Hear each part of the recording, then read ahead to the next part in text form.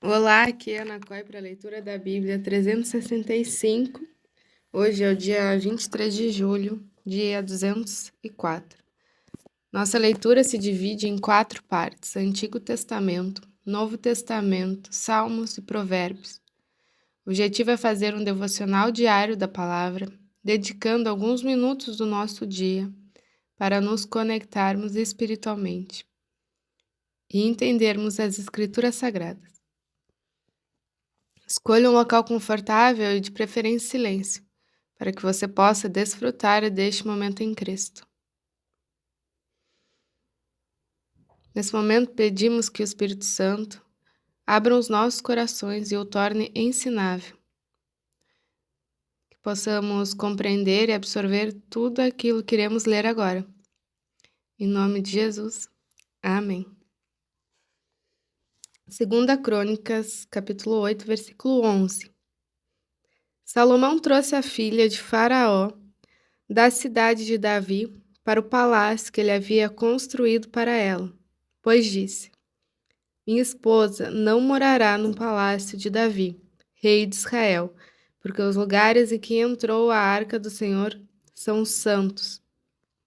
Então Salomão ofereceu holocaustos ao Senhor sobre o altar que havia edificado ao Senhor diante do pórtico, e isto segundo o dever de cada dia, conforme o preceito de Moisés, nos sábados, nas festas da lua nova, e nas festas fixas, 3 vezes por ano, na festa dos pães sem fermento, na festa das semanas e na festa dos tabernáculos.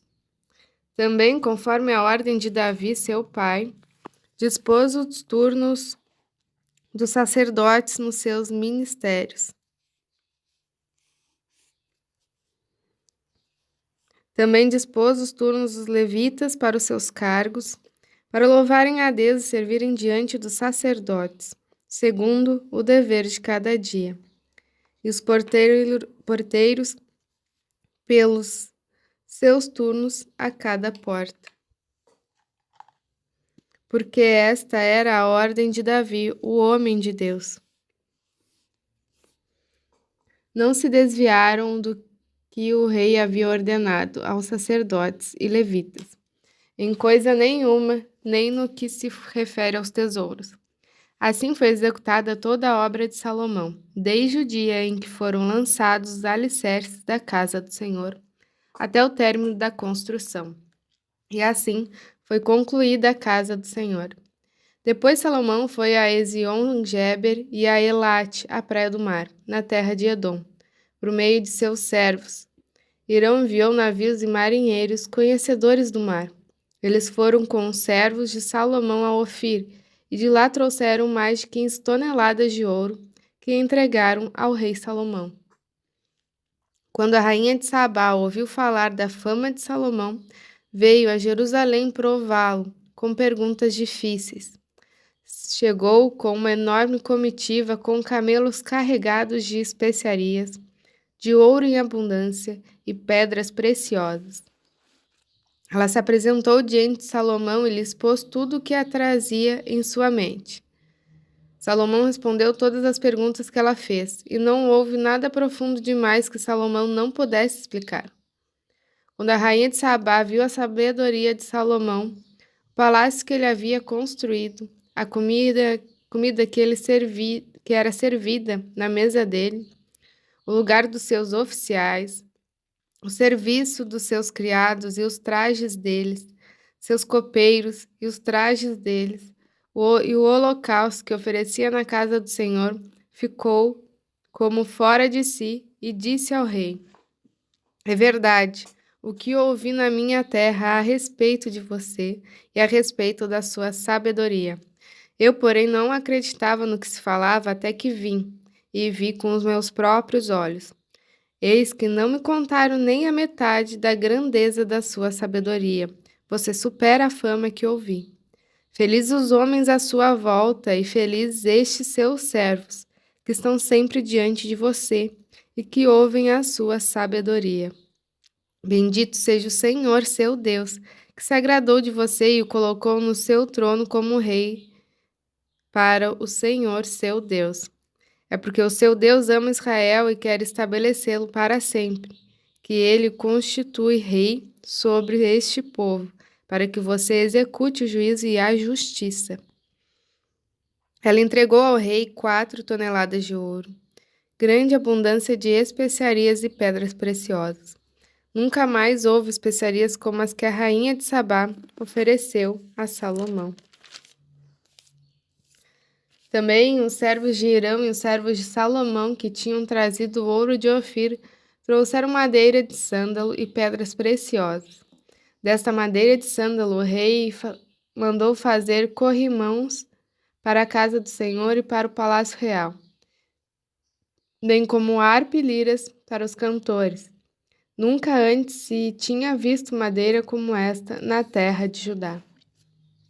O rei Salomão deu à rainha de Sabá tudo que ela quis e pediu, além do equivalente ao que ela lhe havia trazido. Então ela voltou e foi para sua terra, ela e os seus servos. O peso do ouro que se trazia a Salomão a cada ano era cerca de 23 toneladas, além do que entrava dos vendedores e dos negociantes. Também todos os reis da Arábia e os governantes dessa mesma terra traziam a Salomão ouro e prata. O rei Salomão fez 200 grandes escudos de ouro batido, empregando 7 quilos e 200 gramas de ouro batido em cada escudo. Fez também 300 escudos menores de ouro batido, empregando 3 quilos e 600 gramas de ouro em cada escudo. E o rei os pôs na casa do bosque do Líbano. O rei fez também um grande trono de marfim e o cobriu de ouro puro. O trono tinha 6 degraus e um estrado de ouro ligado a ele. De ambos os lados do assento havia um braço, e a figura de um leão junto a cada um dos braços. 12 leões estavam ali sobre os 6 degraus, um em cada extremo destes. Nunca se havia feito obra semelhante em nenhum outro reino. Todas as taças que o rei Salomão usava para beber eram de ouro, e também de ouro puro eram todos os objetos da casa do bosque, do Líbano. Nos dias de Salomão não se dava nenhum valor à prata, porque o rei tinha navios que iam a Tarsis, com os servos de Hirão, de 3 em 3 anos. Os navios voltavam de Tarsis trazendo ouro, prata, marfim, bujos e pavões. Assim, o rei Salomão excedeu a todos os reis do mundo, tanto em riqueza como em sabedoria. Todos os reis do mundo queriam ver Salomão para ouvir a sabedoria que Deus tinha posto no coração dele. Cada um trazia o seu presente, objetos de prata e de ouro, roupas, armaduras, especiarias, cavalos e mulas. E foi assim ano após ano.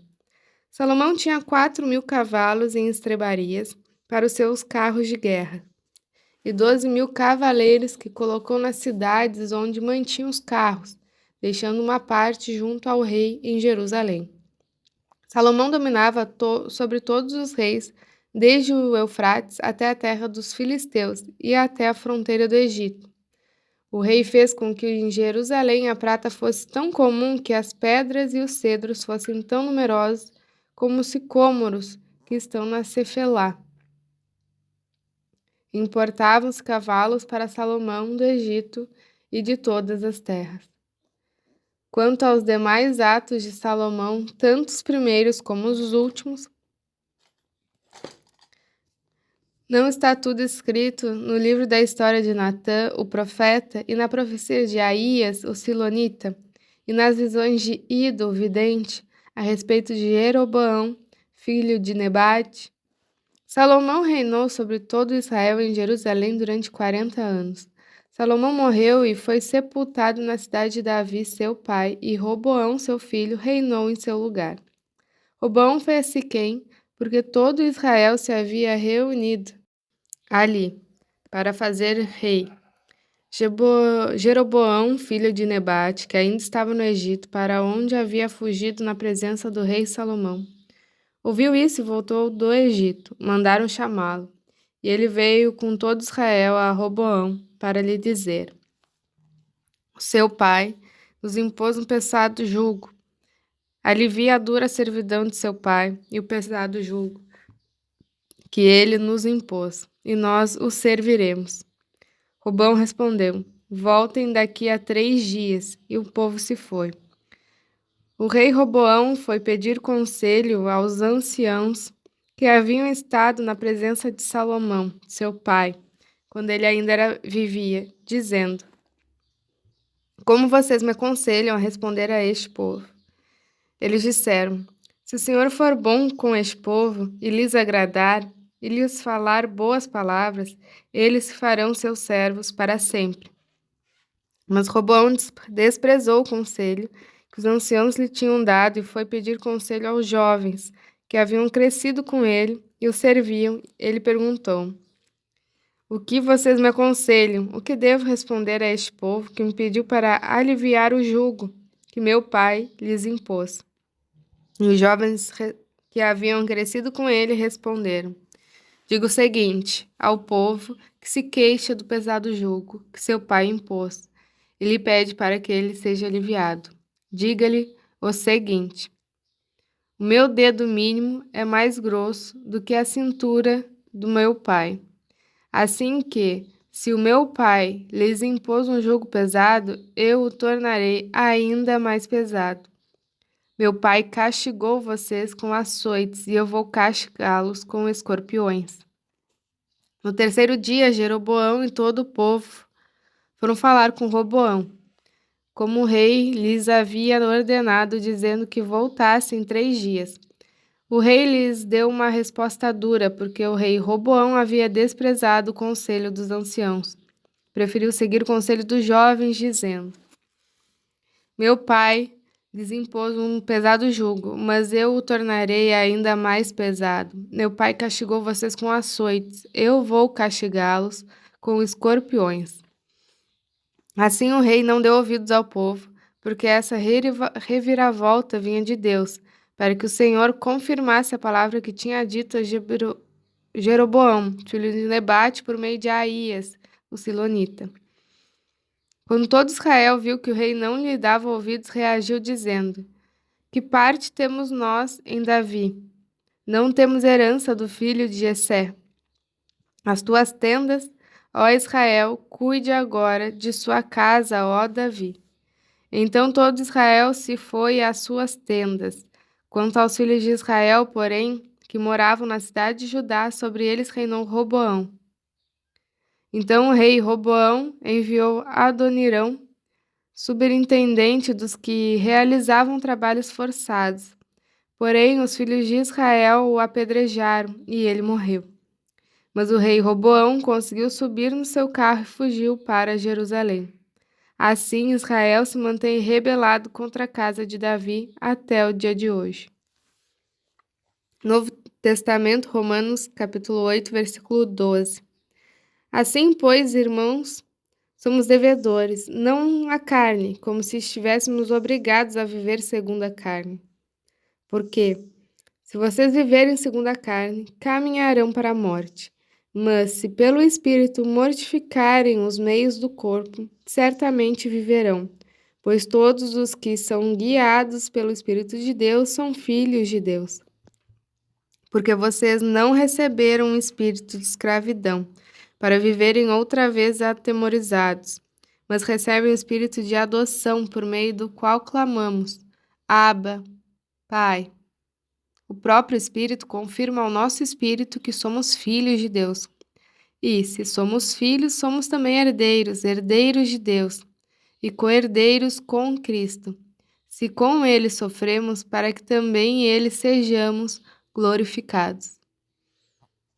Porque para mim, tenho por certo que os sofrimentos do tempo presente não podem ser comparados com a glória a ser revelada em nós. A ardente expectativa da criação aguarda a revelação dos filhos de Deus. Pois a criação está sujeita à vaidade, não por sua própria vontade, mas por causa daquele que a sujeitou, na esperança de que a própria criação será libertada do cativeiro da corrupção, para a liberdade da glória dos filhos de Deus. Porque sabemos que toda a criação a um só tempo geme e suporta angústias até agora, e não somente ela, mas também nós, que temos as primícias do Espírito. Igualmente gememos em nosso íntimo, aguardando a adoção de filhos, a redenção do nosso corpo. Porque na esperança fomos salvos. Ora, esperança que se vê não é esperança, pois quem espera o que está vendo? Mas se esperarmos o que não vemos, com paciência o aguardamos. Salmo 18, do 16 ao 36. Do alto o Senhor me estendeu a mão e me segurou. Ele me tirou das águas profundas. Livrou-me do forte inimigo e dos que me odiavam, pois eram mais poderosos que eu. Eles me atacaram no dia da minha calamidade, mas o Senhor me serviu de amparo. Trouxe-me para um lugar espaçoso, livrou-me, porque ele se agradou de mim. O Senhor me retribuiu segundo a minha justiça, recompensou-me conforme a pureza das minhas mãos. Pois tenho guardado os caminhos do Senhor e não me afastei perversamente do meu Deus. Porque todos os seus juízos estão diante de mim e não rejeitei os seus preceitos. Também fui íntegro para com ele e me guardei na iniquidade. Por isso o Senhor me retribuiu segundo a minha justiça, conforme a pureza das minhas mãos na sua presença. Para com quem é fiel, fiel te mostras, com o íntegro, também íntegro. Com o puro, puro te mostras, com o perverso, inflexível. Porque tu salvas o povo humilde, mas os olhos soberbos tu os abates. Porque fazes resplandecer a minha lâmpada. O Senhor, meu Deus, derrama a luz nas minhas trevas, pois contigo posso atacar exércitos, com o meu Deus salto muralhas. O caminho de Deus é perfeito. A palavra do Senhor é confiável, ele é escudo para todos os que nele se refugiam. Pois quem é Deus além do Senhor? E quem é o rochedo a não ser o nosso Deus? O Deus que me revestiu de força e aperfeiçoou o meu caminho. Ele deu aos nossos pés a ligeireza das corças e me firmou nas minhas alturas. Ele treinou nas minhas mãos para o combate, tanto que os meus braços vergaram um arco de bronze. Também me deste o escudo da tua salvação, e a tua mão direita me susteve, e a tua clemência me engrandeceu. Alargaste o caminho sobre os meus passos, e os meus pés não vacilaram. Provérbios 19, 26. Quem maltrata o seu pai ou manda embora a sua mãe é filho que causa vergonha e traz desonra. Encerramos mais um encontro. Muito grata por compartilhar este momento em Cristo. Lembre-se de se inscrever no canal para acompanhar as atualizações. Compartilhe com aquela pessoa que você lembrou nesse instante. Releia, se necessário, aquilo que for importante, que te chamou a atenção. É Deus, é Cristo falando contigo. Que Deus te abençoe e que tu tenha um extraordinário dia. Até amanhã.